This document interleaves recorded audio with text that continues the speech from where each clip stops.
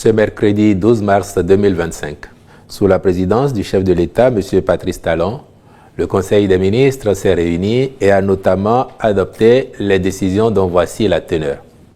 Au chapitre des mesures normatives, mise en place du cadre national de concertation de l'artisanat au Bénin.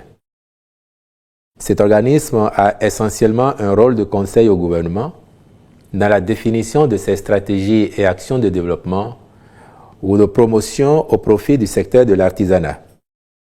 Il participe de la mise en œuvre des dispositions du règlement sur le Code communautaire de l'artisanat de l'Union économique et monétaire ouest-africaine. Celui-ci incite les États membres à disposer d'un cadre réglementaire harmonisé destiné à contribuer à la promotion et à la structuration uniforme du secteur de l'artisanat dans le but de faciliter l'application de la politique, des projets et programmes communautaires. Il vient par ailleurs combler les insuffisances du Conseil supérieur de l'artisanat, créé en 1990, et s'inscrit dans la dynamique de réorganisation du secteur telle qu'engagée par le gouvernement depuis 2016. Le cadre de concertation rassemblera les acteurs institutionnels concernés, notamment les principaux représentants de structures sectorielles liées à l'artisanat, les représentants de la Chambre des métiers de l'artisanat du Bénin et des faîtières des organisations professionnelles d'artisans. De ce fait, son action permettra de mettre en symbiose toutes les parties impliquées sur les principaux champs d'intervention, à savoir l'apprentissage et la qualification des artisans, le renforcement de leurs capacités, la réorganisation des faîtières professionnelles des artisans, le financement adapté.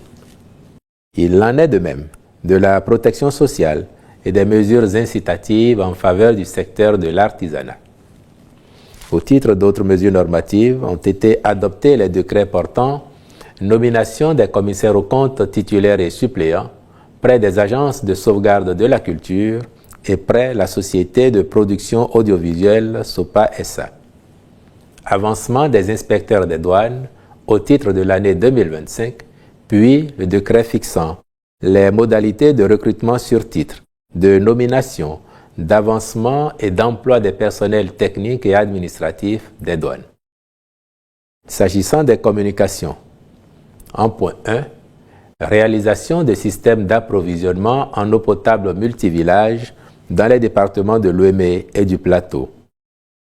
Il s'agit de 5 infrastructures d'alimentation en eau potable dont l'appel d'offres organisé en 2024 s'est avéré infructueux. C'est pour surmonter cette difficulté et favoriser la fourniture, à terme, de la ressource en eau aux populations à impacter que le Conseil a marqué son accord en vue de la contractualisation avec une entreprise spécialisée afin de rattraper le retard engendré par la non-attribution du lot visé. Les ministres concernés accompliront les diligences nécessaires pour la conclusion et l'exécution du marché dans le délai contractuel de 18 mois.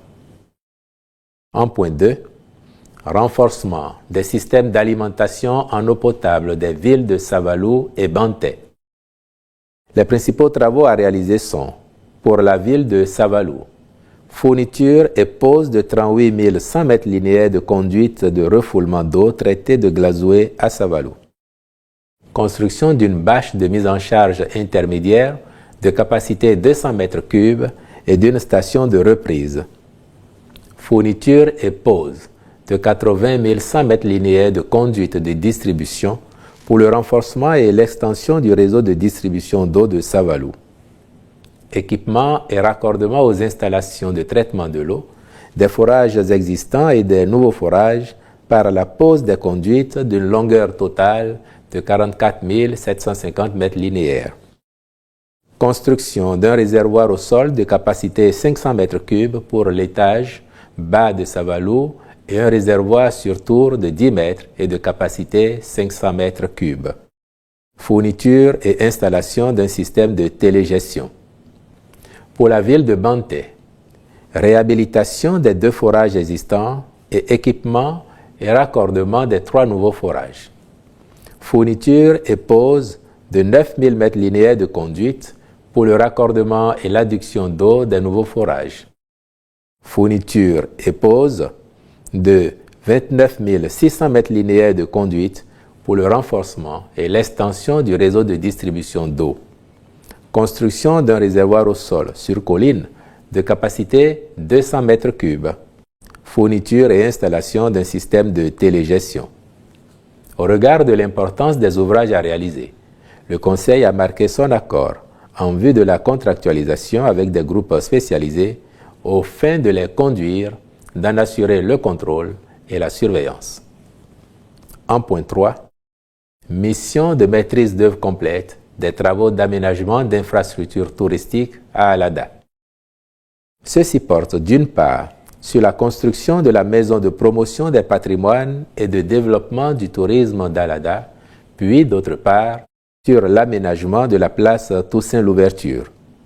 En effet, face au redimensionnement des programmes architecturaux de ces deux projets, la suspension des travaux et la résiliation des contrats des entreprises et du maître d'œuvre étaient devenues nécessaires en vue de leur reprise totale, conformément aux nouvelles orientations du gouvernement. C'est donc dans ce cadre que les présentes missions de maîtrise d'œuvre complète sont confiées à des cabinets spécialisés, sélectionnés qui devront les réaliser selon les normes et standards requis. En point 4, subvention de l'État pour l'organisation du pèlerinage à la Mecque, Hajj, édition 2025. Dans le but de garantir aux pèlerins de notre pays la qualité des prestations pendant leur séjour sur les différents sites en Arabie Saoudite, le gouvernement a réclamé que soit mis en place un certain nombre de commodités relatives à la sécurité, l'hébergement, la restauration et le transport urbain. Ainsi, ils bénéficieront d'un meilleur confort pendant leur séjour, s'agissant du logement, de même que des services de la catégorie B au lieu de D sur les sites de Mina et de Arafat. Sont en outre concernés le logement à la Mecque et à Médine, la restauration en ces lieux, le transport par bus pour les trajets nécessaires au rite du Hajj, les prestations des guides et diverses autres convenances, compte non tenu des questions de visa et d'assurance. La prise en compte de l'expression de ces besoins a nécessité des ressources complémentaires que l'État prend en charge afin de permettre aux pèlerins de ne pas débourser plus que l'année dernière et aux fins de susciter, entre autres, la participation d'un plus grand nombre de fidèles musulmans à l'accomplissement de ce pilier fondamental de l'islam. C'est pourquoi le Conseil s'est prononcé favorablement pour une subvention d'un montant de 710 649 400 francs CFA au profit de l'organisation du pèlerinage. En point 5, contractualisation pour l'acquisition, l'installation, l'exploitation et la maintenance d'équipements solaires dans le cadre de la mise en œuvre de la phase pilote du projet de lanterne solaire dans les écoles primaires publiques au Bénin. Ce projet écologique s'inscrit dans le cadre de la sauvegarde de l'environnement et de la réduction de l'émission des gaz à effet de serre. Il permettra de mettre à la disposition des apprenants des écoles bénéficiaires des lanternes solaires rechargeables. En cette phase pilote, il impactera 9 écoles situées en zone rurale pour offrir de meilleures conditions d'études aux écoliers. Sa généralisation pourra ensuite être envisagée en fonction des résultats qui en découleraient. Aussi, le Conseil a-t-il autorisé la présente contractualisation, puis instruit les ministres concernés de veiller à sa bonne conduite. En point 6, mise en œuvre des transferts monétaires conditionnels aux filles bénéficiaires du projet Suède sur la période de janvier à juin 2025. Après 5 ans de mise en œuvre, le dit projet est arrivé à terme le 31 décembre 2024. Entre-temps, pour l'année scolaire 2024-2025, il a permis de fournir aux filles bénéficiaires 33 000 kits scolaires en septembre 2024. Grâce à cet apport en ressources financières, il a été observé que le taux d'achèvement des cours par les apprenantes bénéficiaires est de 97% en moyenne. Mais en raison de la clôture du projet, celles-ci n'ont pas pu recevoir les transferts monétaires conditionnels qui accompagnent les kits et leur permettent d'avoir les moyens de subsistance. Aussi, le Conseil a-t-il marqué son accord pour la poursuite de cette opération au profit des 29 272 filles bénéficiaires des transferts monétaires conditionnels.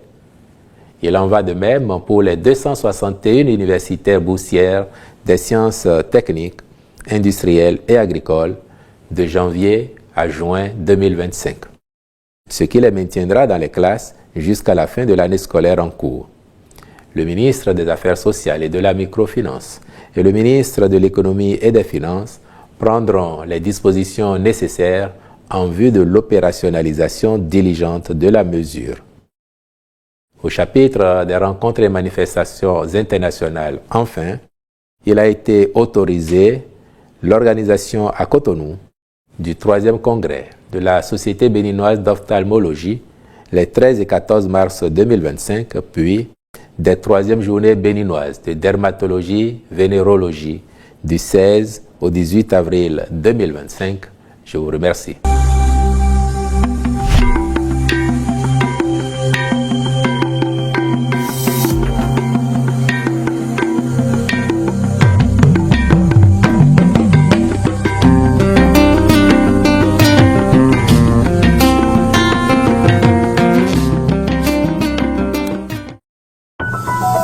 IBIS TV, créé pour inspirer.